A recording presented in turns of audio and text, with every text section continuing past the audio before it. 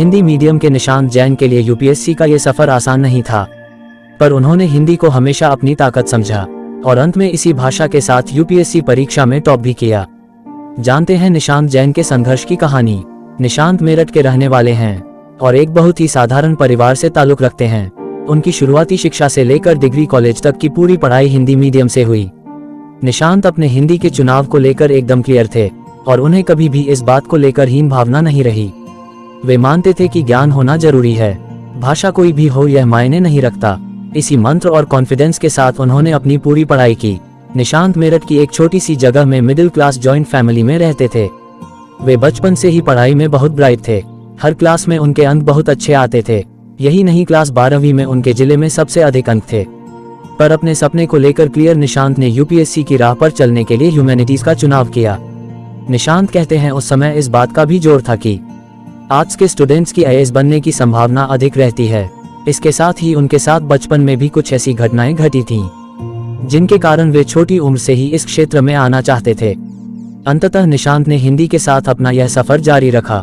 वे कहते हैं, जब मैं डैफ या डिटेल्टेड एप्लीकेशन फॉर्म भर रहा था तो पूरे फॉर्म में न जाने कितनी बार हिंदी शब्द आया, क्योंकि प्राइमरी से लेकर डिग्री कॉलेज यहाँ तक कि बाद की नौकरियों में भी हर जगह हिंदी ही थी। बीए, एमए करने के बाद निशांत ने बहुत सी परीक्षाएं दी और अपना अनुभव शेयर करते हुए वे कहते हैं कि मैंने सरकारी नौकरी के लगभग हर समूह में काम किया है, ग्रुप सी, फिर ग्रुप बी और अंततः अब ग्रुप है। निशांत क्लास 10 के बाद से ही जॉब करने लगे थे, क्योंकि उन्होंने हमेशा अपना खर्च खुद उठाने में यकीन किया। यही नहीं, यूपीएससी परीक्षा की तैयारियों के दौरान भी वे जॉब में थे। निशांत कहते हैं उन्हें बचपन से पढ़ाई और एक्स्ट्रा करिकुलर एक्टिविटीज दोनों में टॉप करने की आदत थी। ऐसे में जब यूपीएससी के पहले प्रयास और साथ ही में उसी साल दिए यूपीपीसीएस के पहले अटेम्प्ट, दोनों में वे असफल हुए तो यह हार बर्दाश्त नहीं कर पाए।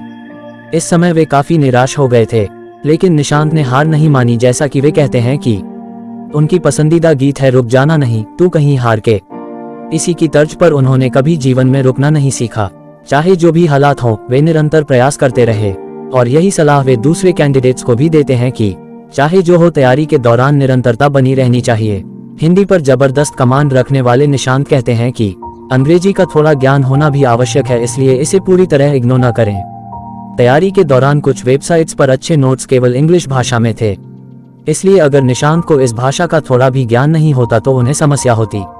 वे कहते हैं आंसर अगर प्रभावी तरीके से लिखा गया है और सही है तो अंक मिलते ही मिलते हैं, फिर चाहे आपका माध्यम कुछ भी हो। उन्हें अपने हिंदी माध्यम के होने पर गर्व है। निशांत कहते हैं कि यह साइकोलॉजी में भी कहा गया है कि अपनी मातृभाषा में हम जितने अच्छे से कोई उत्तर लिख सकते हैं, उतने अच्छे से दूसरी भाषा में नहीं लिख सकते। इसलिए अगर आप हिंदी के हैं तो उसे अपनी ताकत बनाएं।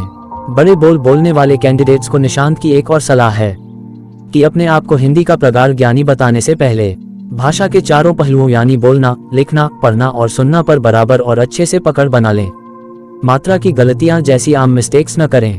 अंत में निशांत यही कहते हैं कि जो खुद पर विश्वास करते हैं और बिना रुके निरंतर प्रयास करते हैं, उन्हें सफलता जरूर मिलती है। कई बार इसमें देर लग सकती है, पर सही दिशा में किए गए प्रयास खाली नहीं जाते।